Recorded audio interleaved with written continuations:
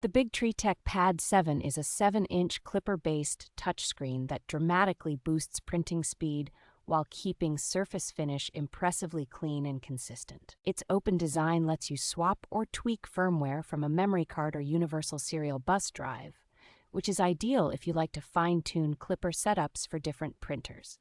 Compatibility with popular Core XY and Cartesian machines, plus support for both BIGTREETECH Octopus and SKR control boards, makes it a very flexible hub for multi-printer workshops.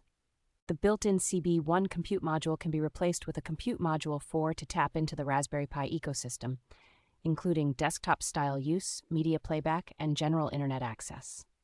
Multiple universal serial bus ports, a network jack, expansion headers, and a dedicated accelerometer connection give plenty of room for advanced features like input shaping and future add-ons.